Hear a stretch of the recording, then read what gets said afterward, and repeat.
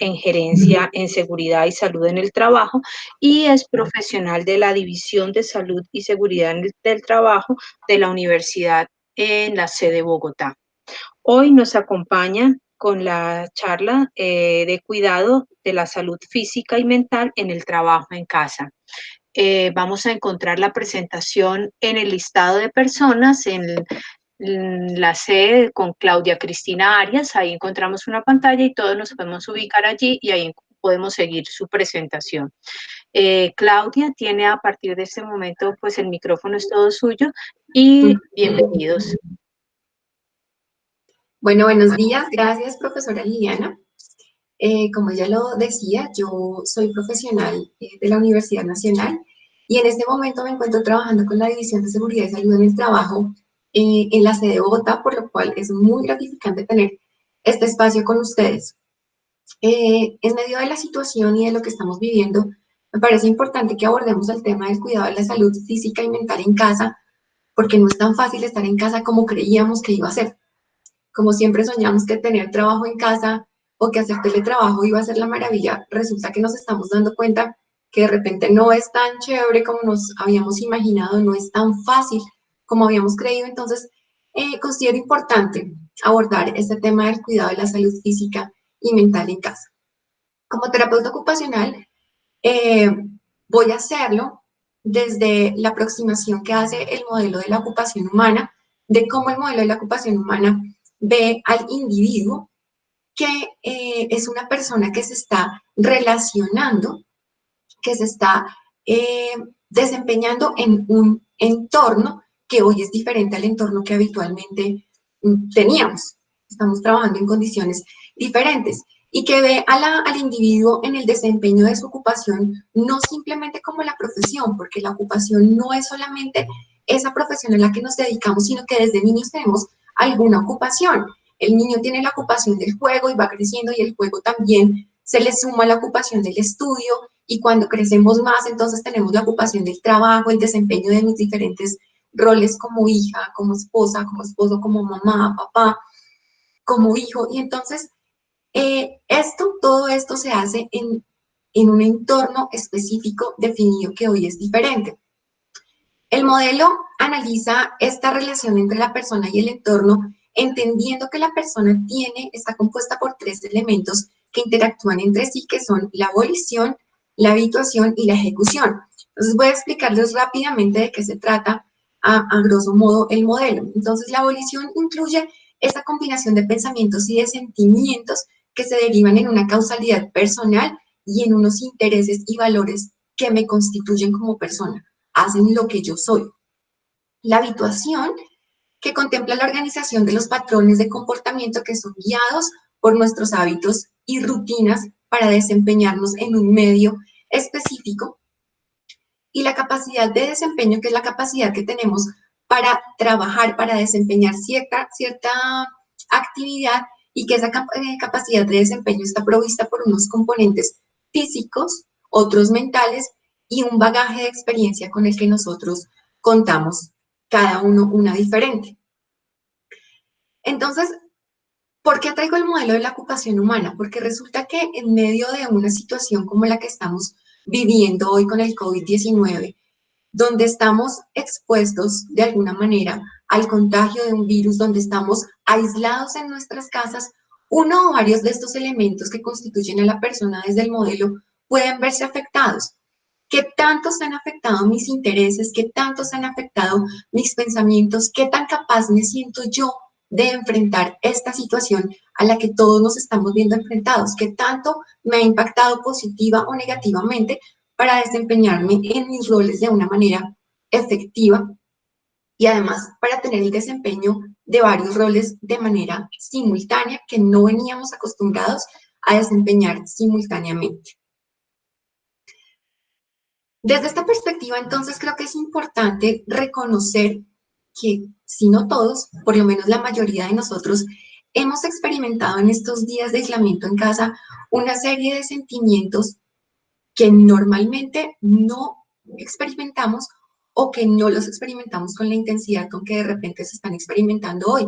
Podemos hablar de la preocupación, del enojo, de la rabia, la frustración, la ansiedad, y aclarar que no está mal sentirlos, no está mal experimentar estos sentimientos porque estamos enfrentándonos a algo desconocido y a algo que además es incierto. No sabemos qué va a pasar, no sabemos a la larga cuánto tiempo vamos a tener que permanecer en casa. Así es que es normal y está bien que experimentemos estos sentimientos. Lo que hay que revisar es de qué manera estos sentimientos están afectando mi salud mental, pero además, ¿qué voy a hacer para que mi salud mental no se vea seriamente afectada por la situación? Entonces, he querido traer una charla, la verdad, muy práctica, muy pragmática, acerca de ciertos elementos que debo tener en cuenta para favorecer mi salud mental. Como terapeuta ocupacional no puedo dejar de hablarles, por supuesto, del organizar una nueva rutina. El establecimiento de las rutinas nos genera una sensación de control sobre las situaciones y nos ayuda a organizar los pensamientos que tenemos sobre las diferentes actividades que debemos desarrollar y sobre los roles que tenemos que estar asumiendo. Es importante entonces pensar y es conveniente establecer esas nuevas rutinas que me permitan desarrollar todos los roles sin tener la tentación de que todo se me reduzca de pronto a trabajo. Es fácil en la casa levantarme temprano, ponerme a trabajar, perder la noción del tiempo y dedicarme a trabajar todo el día y olvidarme de lo demás. Por lo tanto, es importante tener una rutina que contemple los aspectos de mi autocuidado, el levantarme a la misma hora de siempre o un poquito más tarde, el bañarme, el tener mis buenos hábitos de alimentación, el tener mis espacios de trabajo, mis espacios familiares. Y para algunas personas puede resultar útil documentar una rutina, escribir su rutina y decir, bueno, hoy a las 8 me levanto, o a las 8 ya tengo que estar desayunando, o a las 8 ya tengo que estar trabajando, a tal hora voy a pedir el domicilio del almuerzo, o lo voy a preparar. Tener una rutina que respete en lo posible mis hábitos normales con los que yo venía y que me permita atender al desempeño de todas las ocupaciones que debo atender. El siguiente punto es el planificar cosas prácticas. Es importante organizar las cosas que voy a necesitar para hacer lo que he establecido en esa rutina. Entonces, creo que la situación además está demandando de nosotros muchísima más organización. Las autoridades nos están diciendo no salga de casa, trate de permanecer en la casa, pero pues hombre, tengo que salir a mercar, a conseguir lo que voy a comer, lo que le voy a dar a mi familia, lo que tengo para mis hijos. Entonces es importante poder planificar esto de manera organizada porque me permite ejecutar las rutinas que había diseñado, pero además descargar un poco mi mente del estrés de estar pensando me falta, necesito esto, necesito aquello, sino de alguna manera poner en limpio qué necesito para la semana, qué necesito para alimentarme durante la semana, para hacer el ejercicio que voy a hacer durante la semana, para trabajar como pienso trabajar durante la semana, para que mis hijos puedan hacer las actividades que también les están poniendo del colegio y que además yo debo acompañar y debo supervisar. ¿Qué información necesito tener para hacer mi trabajo? Poner en limpio ese tipo de cosas como otras, como por ejemplo, de qué manera la EPS puede atenderme si necesito una consulta médica, de qué manera puedo ir a reclamar o me trae la EPS el domicilio del medicamento que habitualmente tengo que tomar, porque es que son cosas que nos generan estrés, son cosas que nos pueden generar angustia que en la medida en que yo las ponga en limpio, descargan mi mente y favorecen mi salud mental. De repente estoy angustiadísima porque no sé cómo voy a reclamar el medicamento y resulta que la EPS ya estableció los canales para hacerlo, pero yo estoy desinformada. Entonces, si planifico y se organizo, puedo favorecer mi salud mental. El siguiente punto que habla acá es el mantenerse conectado con otros. Creo que es una de las cosas que más nos está costando a la mayoría, porque es que nos dicen distanciamiento social, no se acerque, manténgase lejos. Por ejemplo, en mi caso, yo vivo a 3 cuadras de mis padres, pero es que no me conviene ir, no es responsable que yo vaya.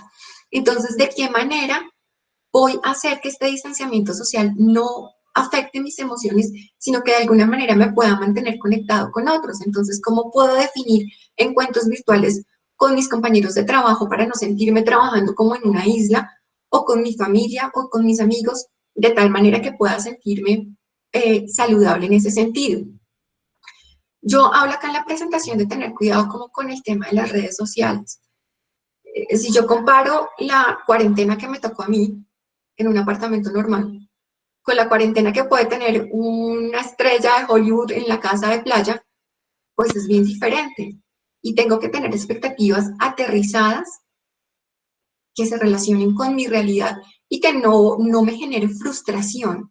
Y si me genera frustración, pues mejor me hago a un lado. Y también el tener el espacio personal, el momento privado.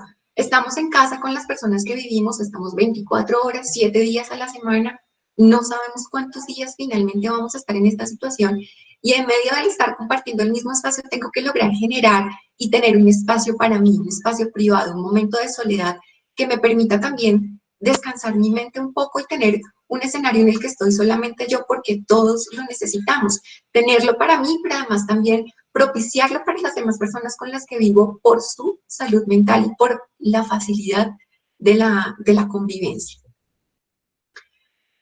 El siguiente punto es informarse sobre los canales de atención. Como les decía al comienzo, es válido y tenemos que quitarle el tabú al tener ansiedad, al tener depresión, al llorar, al estar preocupado por la situación. Es fácil decir, tengo dolor de cabeza, tengo migraña, tengo gastritis, es socialmente aceptado.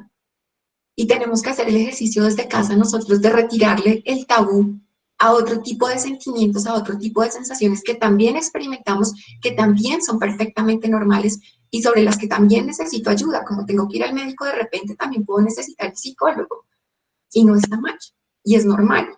Creo que todos en algún momento de la vida necesitamos psicoterapia, la hagamos o no, de repente la podemos necesitar.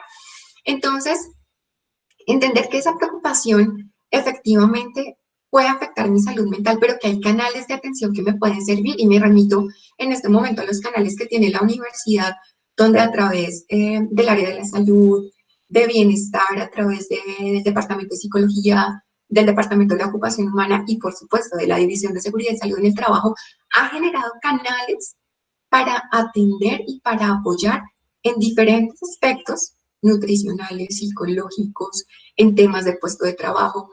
También atender como estas situaciones a las que todos nos podemos estar viendo enfrentados. Estaba viendo incluso hace un momento que Positiva, que es la ARL a la que nos encontramos vinculados todos los trabajadores, los funcionarios administrativos, los docentes y los estudiantes afiliados al Sistema General de Riesgos Laborales, ha generado también un canal para atención psicológica. Entonces, es interesante y es importante mantenerme informado de qué canales de atención puedo tener y a dónde puedo ir si necesito ayuda. El siguiente punto muy, muy, muy importante para la salud mental y también para la física es el cuidado del sueño. Es fácil en este momento tener la tentación de estoy en vacaciones, de sentir que estoy en vacaciones y entonces me quedo dormida tarde viendo películas, me levanto más tarde de lo que me debo levantar y entonces mi ciclo de sueño sufre una alteración que no es conveniente para mi estado de salud. Entonces, ¿qué es importante? Tener una higiene de sueño.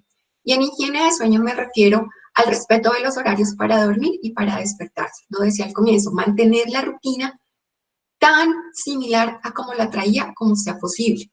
Dormir entre 7 y 8 horas de sueño nocturno y hacer siestas en el día es válido. Y en este momento en casa, pues se puede hacer la siesta.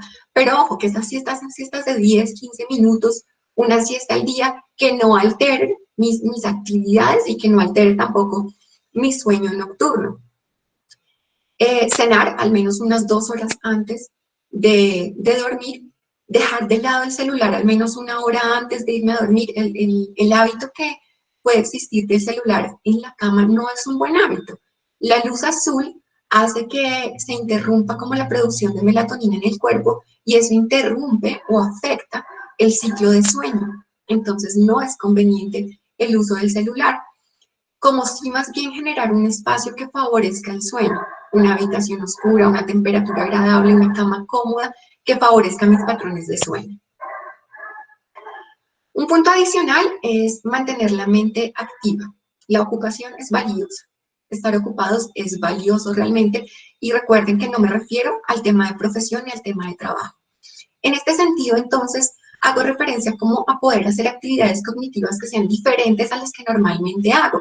Entonces puedo dedicar un tiempo de mi día, un espacio de mi rutina para el esparcimiento donde lea, donde escriba, donde haga un sudoku, donde haga un rompecabezas con mi hijo, cualquier actividad que tenga también un componente cognitivo y que me ayude a mantener mi mente activa. Un punto bien importante es expresar las preocupaciones. Seguimos hablando de esos sentimientos que puedo estar experimentando, que pueden no ser normales o pueden estar siendo mucho más intensos hoy de lo que eran antes.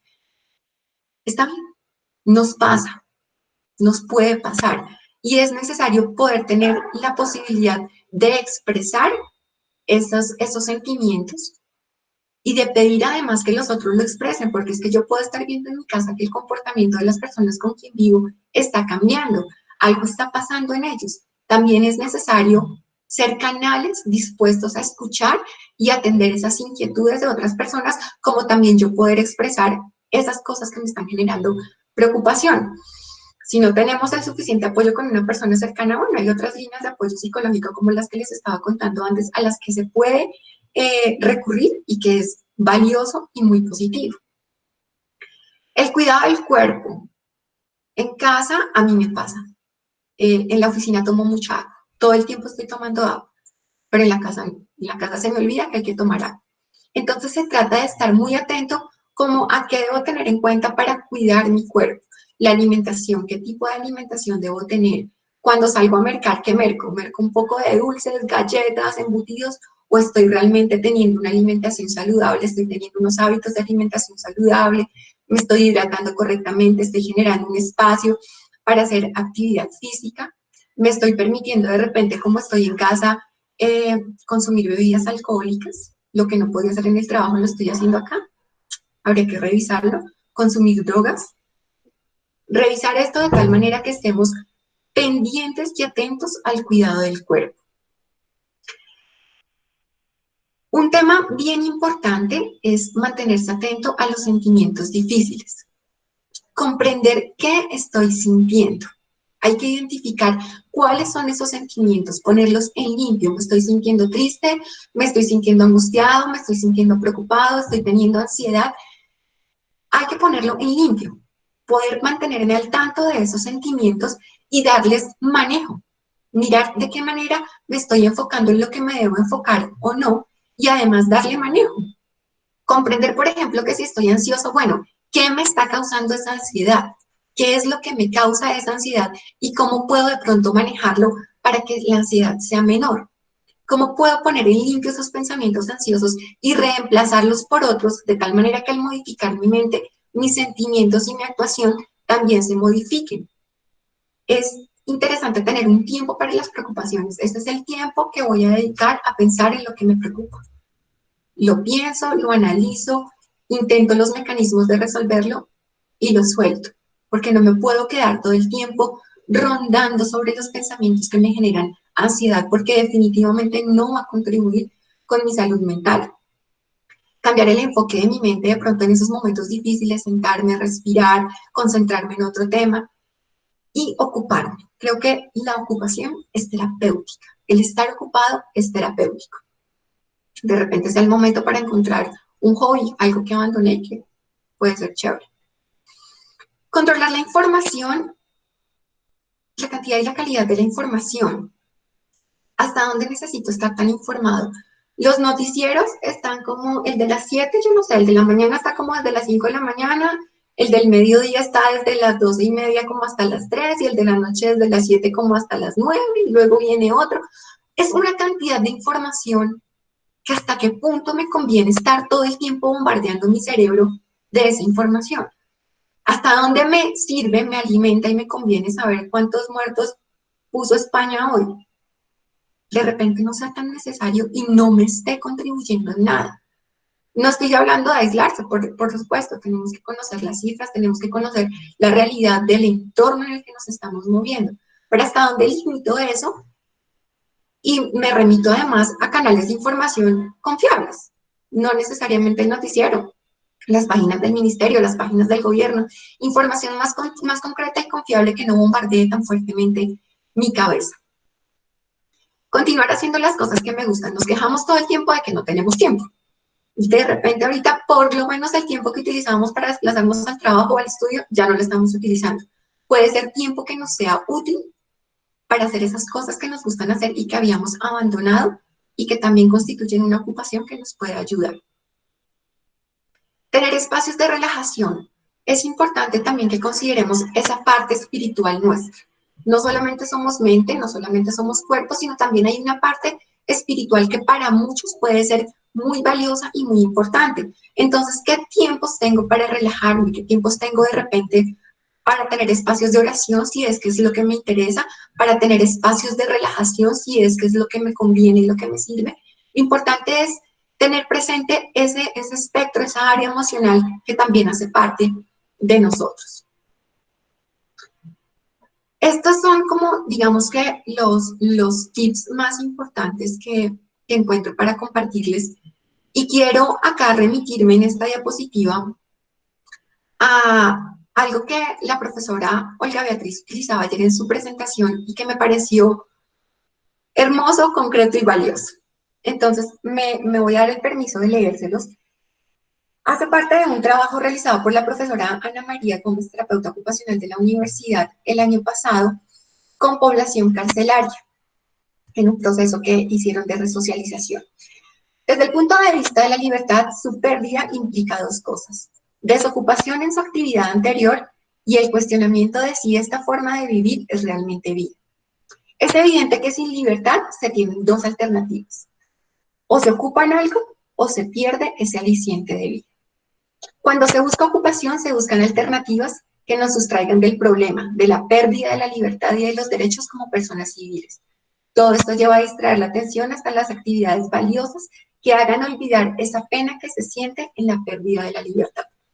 De alguna manera nosotros hemos perdido la libertad hasta cierto punto, no comparable por supuesto con la población con la que se hizo este trabajo, pero hasta cierto punto hemos perdido la libertad. Y aquí a esas palabras tan hermosas que decía alguien que participó en este programa, solo me falta decirles que la ocupación es terapéutica. El mantenerse ocupado es terapéutico. Y vuelvo y digo, no me estoy refiriendo a profesión y al ejercicio de nuestra profesión, sino a la ocupación desde el juego, desde el autocuidado, desde el entretenimiento, todo lo que podemos desempeñar en nuestros roles. Eso por el lado de la salud mental. Vámonos ahora por el otro lado, el lado de la salud física. Entonces, como representante de la División de Seguridad y Salud en el Trabajo y como saludista ocupacional, yo no puedo dejar de hablarles de la evaluación y de la identificación de riesgos, porque es que resulta que en la universidad o en el sitio donde nosotros trabajemos, donde hagamos las prácticas, donde nos estemos moviendo en nuestro desempeño académico o laboral, alguien se está ocupando de evaluar esos riesgos y de hacer el control de ellos. Pero en casa nos toca a nosotros. La responsabilidad ahí se viene para mí. Entonces, en este sentido, el ICONTEC generó la Guía para la Identificación de los Peligros y la Valoración de los Riesgos, la GTC 45. Entonces, vamos a ver tres definiciones muy puntuales para que avancemos, porque esto es solamente como manera de información para que todos tengamos elementos que nos permitan de alguna forma valorar los riesgos en casa. Entonces, la definición de peligro: fuente, situación o acto con potencial de daño en términos de enfermedad o lesión para las personas o una combinación de estas. Riesgo es la combinación de la probabilidad de que ocurran unos eventos de exposiciones peligrosas y la severidad de la lesión o enfermedad que puede ser causados por estos eventos o exposiciones. Y la valoración de los riesgos es el proceso para evaluar los riesgos que surgen de los peligros, teniendo en cuenta los controles existentes para decidir si son riesgos aceptables o no aceptables. Esto es simplemente como a manera de información. El objetivo de la GTC, de esta norma, es proporcionar las directrices para identificar y valorar estos peligros a los que estamos expuestos en las diferentes actividades, en este sentido, en actividades laborales que, como les digo, hoy son en casa. Entonces, también a manera de información, les traigo acá como algunas de las variables que mide la GTC 45. Entonces, tenemos el nivel de riesgo. El nivel de riesgo está generado como por el producto que se genera del nivel de probabilidad y el nivel de consecuencia de un riesgo. Entonces, el nivel de probabilidad, ahí como ustedes lo pueden ver, oscila entre que no es esperable que se materialice el riesgo, aunque puede existir un riesgo que sea aceptable, o donde efectivamente la materialización del riesgo va a ocurrir frecuentemente. Nos da como 4 niveles de calificación: bajo, medio, alto o muy alto. Y tenemos la determinación del nivel de consecuencia. ¿Qué tan grave puede ser la consecuencia de que ese riesgo, se materialice? Entonces puedo tener desde lesiones o enfermedades que no me incapaciten hasta la muerte. Los riesgos pueden tener un nivel de probabilidad muy alto y un nivel de consecuencia muy bajo, o viceversa. Y entonces se establece, o la GTC 45 establece esta tablita para la determinación del nivel de riesgo, donde, como les digo, es el producto entre el nivel de consecuencia y el nivel de probabilidad, y oscila entre un riesgo que sea aceptable, verdecito, o un riesgo que sea crítico y que sea indispensable atender ya. Estos son como una tabla de peligros que establece la GTC 45. Esto es solamente por información para que lo veamos: exposición en el sentido biológico, en el riesgo biológico a virus, bacterias, hongos, etcétera, o a ruido, a vibraciones, a polvos, a vapores, el tema psicosocial que está ahí, que bueno, de él ya hablamos, el tema biomecánico, la postura, los movimientos, los esfuerzos, la iluminación, los temas locativos, la temperatura, y también los fenómenos naturales. Esto es simplemente informativo, pero importante que conozcamos para que podamos hacer de alguna manera una valoración de esos riesgos en nuestra casa. Acá, por ejemplo, puse 3 cositas con las que nos podemos encontrar en la casa y que de repente ni siquiera hemos reparado en ellas. Por ejemplo, puedo encontrarme el peligro de tener un piso irregular o deslizante. Y entonces, ¿qué puede pasar? Que me puedo caer. Voy caminando, estoy trabajando en casa, voy en medias y me resbalo y me caigo. Caída que puede tener una consecuencia tan simple como un golpe, tan complicada como una fractura o algo más grave. ¿Qué medidas de control puedo establecer? Por ejemplo, el uso de calzado antideslizante. Resulta que me gustan las velas y prendo velas en mi casa, pero entonces las prendo sobre material que es combustible, sobre la mesa de madera. Pasó el niño, pasó el perro, volteó la vela, se prendió la mesa y se me armó el incendio. No se trata de ser catastróficos. Puede pasar y tenemos que ser capaces de medir esos riesgos, de identificarlos y de establecer qué medidas de control voy a tomar en casa, porque es que en casa menospreciamos mucho los riesgos y podemos tener accidentes que no queremos tener. Entonces, la medida de control: un extintor. ¿Cuántos de nosotros tenemos extintor en casa? Revisemos. ¿Será que es necesario en la próxima ida a hacer mercado comprar el extintor? Habría que verlo. Ruido. Creo que ahorita todos de alguna manera tenemos una mayor exposición al ruido porque nos estamos reuniendo mucho de manera virtual y usamos mucho los audífonos. ¿A qué volumen estoy manejando los audífonos? ¿Los estoy poniendo muy altos o no los estoy poniendo tan altos? Puede generarme fatiga auditiva. ¿Cómo puedo manejar eso? Mejor uso el altavoz del computador, o tengo periodos de reposo auditivo, entonces no suelto los audífonos de la charla en la que estuve y enseguida me conecto con la música, sino que le doy periodos de reposo a mis oídos. Digamos que acá la invitación es a que revisemos qué riesgos se pueden materializar en nuestra casa, qué peligros, para que podamos atenderlos, tomar algunas medidas de control que nos permitan minimizar esa probabilidad de que se materialicen esos riesgos. Yo les cuento, por ejemplo, una experiencia que nos pasó esta semana o la semana pasada acá en la casa. El apartamento tiene, y todos los apartamentos del edificio tienen un sensor de humo. Hace como 2 años sonaba una alarma, un pito, sonaba y no sabíamos qué era, hasta que descubrimos que era el como la alerta que tiene el sensor de que se estaba acabando la batería en el edificio de mi vecina. Mi vecina viven dos personas, una persona que no escucha, la otra persona que sí escucha, ambos mayores de 60 y tantos años.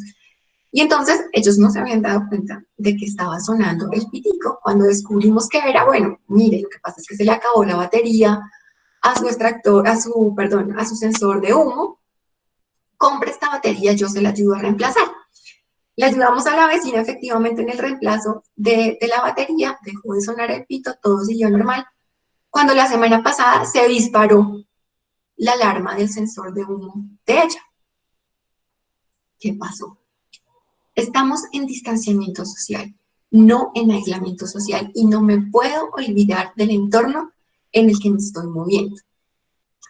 Entonces, vamos donde la vecina y efectivamente se le habían quemado las ollas a la vecina y por eso se había disparado el sensor de humo.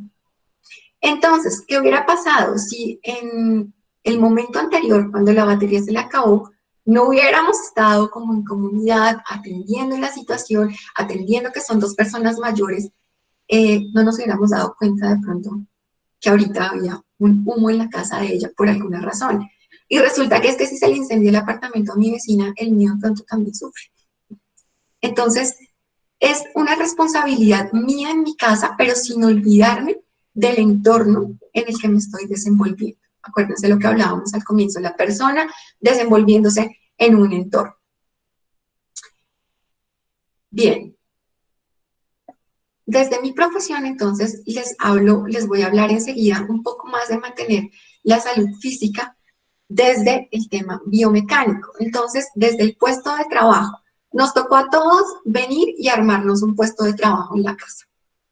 Todos necesitamos tener un puesto de trabajo y nos tocó venir a armarlo en la casa. Y no sé si ese puesto de trabajo me esté generando posturas forzadas o si estoy manteniendo la misma postura todo el día porque me siento a trabajar 8, 9, 10, 11 horas sin parar y se me olvida comer, se me olvida ir a tomar agua, se me olvidan más cosas que tengo que atender de mí misma.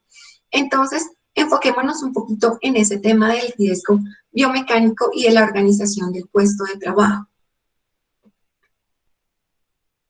Esta información seguramente algunos de ustedes ya la vieron muy parecida en un postmáster que se publicó desde la División de Seguridad y Salud en el Trabajo. Entonces, la organización del puesto de trabajo que tiene que incluir el organizar el espacio, que sea un espacio libre de obstáculos, que si yo voy a trabajar con mi computador portátil, miro de qué manera organizo mi cableado, que no me quede el cable estirado, templado, atravesado en la mitad del pasillo, de tal manera que pase alguien y se enrede, se caiga, se lleve el computador, o que yo cuando me ponga de pie tumbe el computador o me caiga en un pie, me lesioné. Ahorita lo que menos nos conviene es lesionarnos. No solamente no contagiarnos de coronavirus, sino en general no lesionarnos, buscar no ir a los servicios de salud. Entonces, organizar ese espacio de trabajo que tenga controlados esos riesgos que pueden generarme alguna lesión. Definir un mobiliario de trabajo. No es conveniente y no se debe hacer el trabajo en la cama. Empecemos por respetar el espacio de descanso. Por ahí que ya veía un post que alguien ponía que decía, qué bien se siente llegar a la cama después de estar todo el día en la sala. Tratemos de respetar ese espacio de la habitación como un espacio de descanso, de reposo, y tengamos un sitio diferente para trabajar, evitando la cama, porque además la cama genera posturas que no son las indicadas para el trabajo en el computador. Entonces, busquémonos otras opciones, evitemos el sillón, evitemos el sofá, tratemos más bien de tener un escritorio, una mesa, una silla que nos permita organizar un espacio de trabajo lo más adecuado posible para la actividad.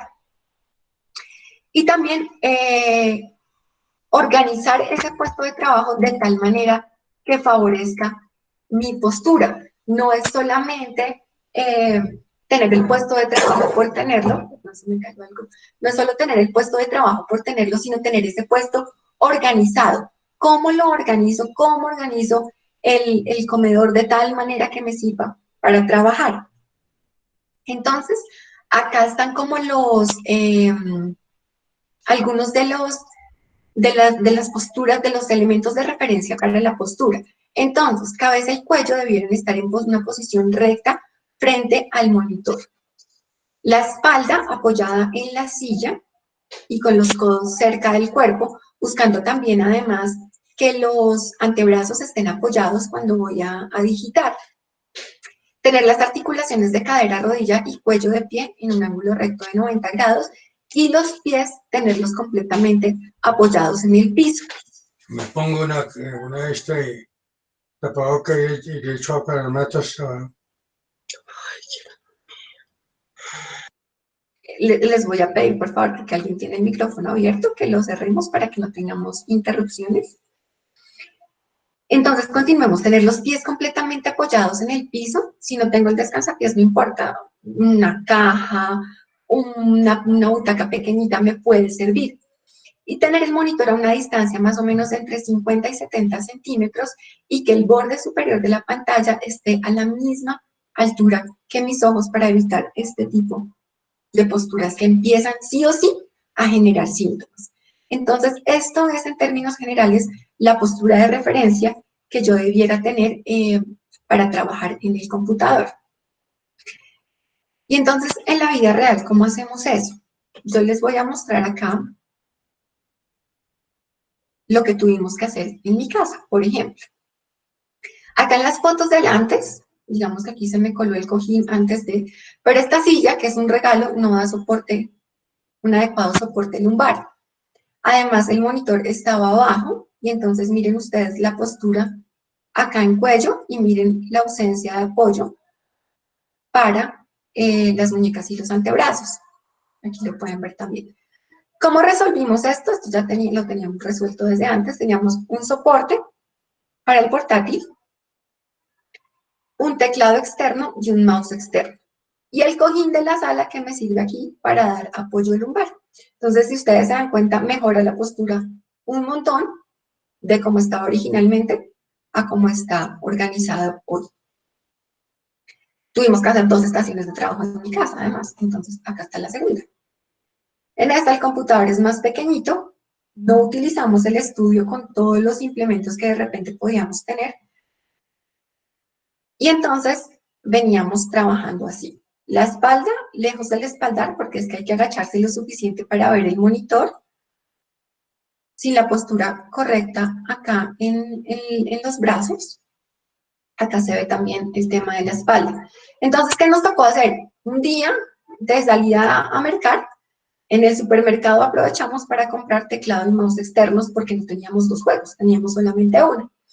Y aquí, Borges, la colección de Borges y El Señor de los Anillos cobraron un valor diferente. Porque entonces ahora son los que sirven como base para elevar el computador.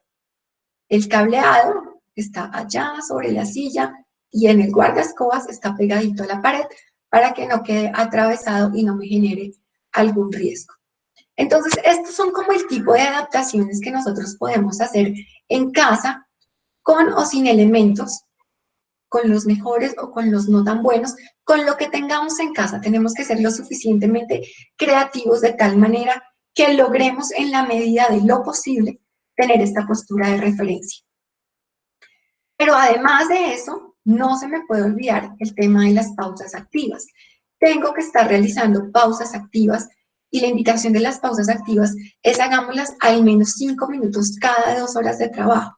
Es importante tener ese periodo de reposo, ese periodo de descanso para mi cuerpo, donde yo pueda hacer movilidad, donde yo pueda hacer estiramiento, pero además, si no logro tener un puesto de trabajo donde mi postura esté relativamente bien como está acá, tengo que incrementar la frecuencia de esa pausa activa, porque si no, me va a pasar la factura. El cuerpo va a sentir la molestia osteomuscular de tener una postura que no es ergonómicamente adecuada.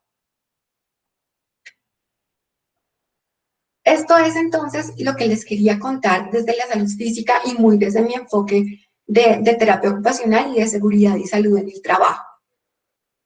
Todo esto tiene que contribuir entonces a que como persona que interactúa con un ambiente, yo pueda tener una adaptación positiva.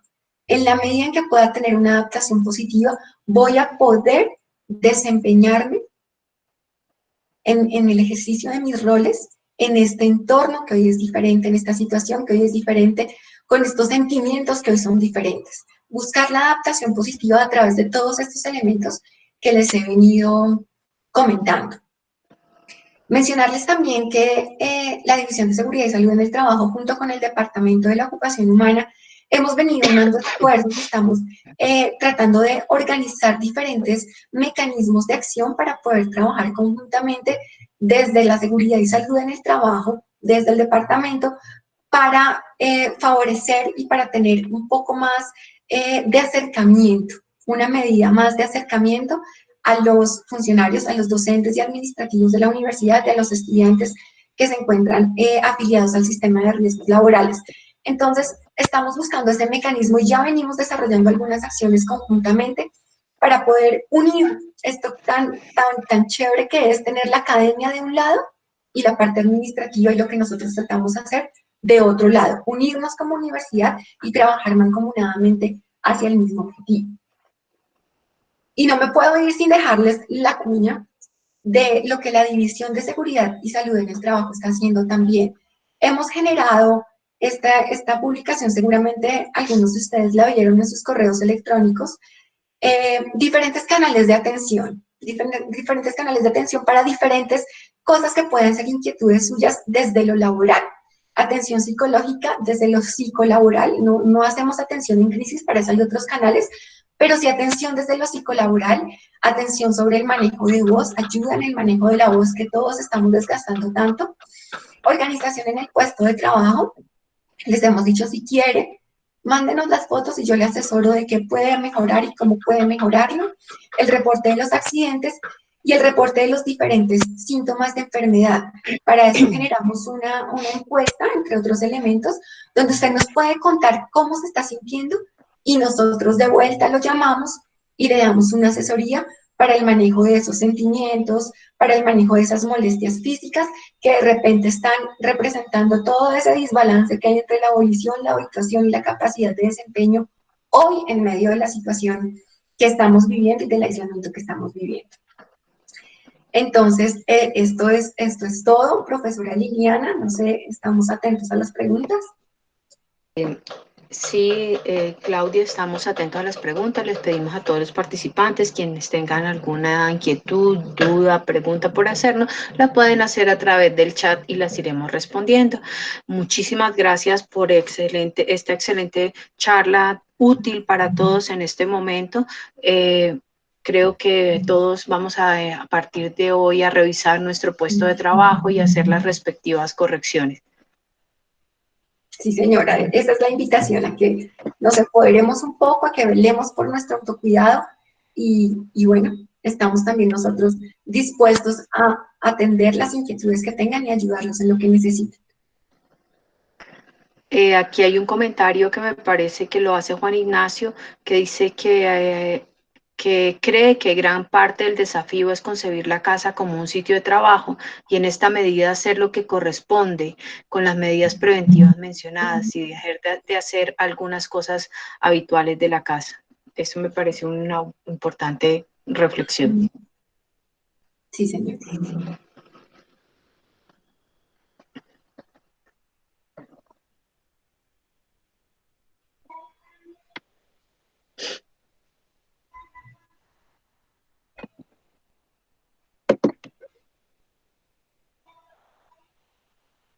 Bueno, pues parece que no hay más preguntas. No hay más preguntas, sí, no parece que no. Entonces, muchísimas gracias, Claudia. Para Para los finalizar, estudiantes, pregunta la propia Olga Beatriz, perdón, profesora Liliana, la propia Olga Beatriz, a los estudiantes, ¿qué recomendaciones? Creo que las recomendaciones son esencialmente lo mismo. El ser estudiante es otra ocupación que tienen los estudiantes diferente a la que tenemos nosotros los trabajadores, y creo que ellos también tienen que tratar de propiciar sus espacios en casa que sean adecuados para el trabajo. No me puedo sentar a leer en la cama, no me conviene sentarme a leer en la cama si estoy haciendo una lectura académica, si estoy documentando un trabajo. Creo que las recomendaciones también son: generen sus espacios de estudio, generen sus rutinas de estudio. En esta rutina no se nos olvide que todos tenemos que meter varios elementos, el autocuidado, el esparcimiento, el trabajo, el estudio, la atención de otros de repente. Entonces también son las mismas recomendaciones, creo que son convenientes para que los estudiantes las tengan en cuenta en su ocupación de estudiantes.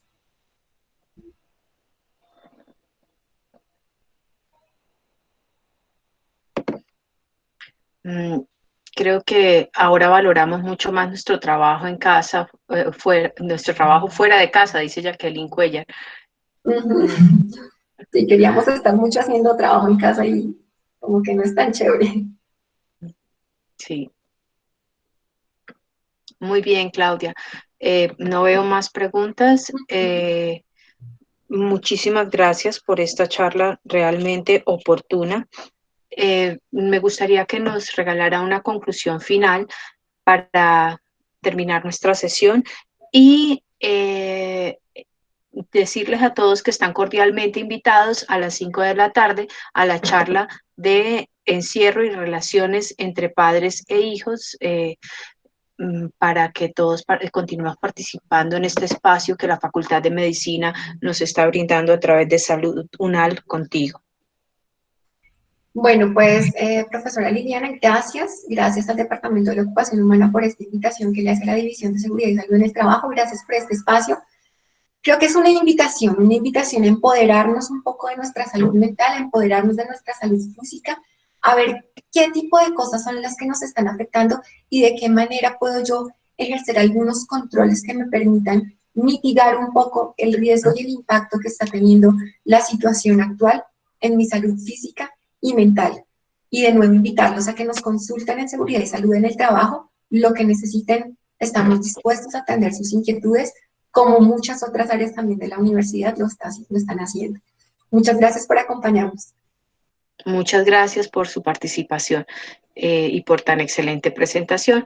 Eso es todo por el día de hoy, por esta franja de las 11 de la mañana, y los esperamos nuevamente a las 5 de la tarde en Salud UNAL contigo.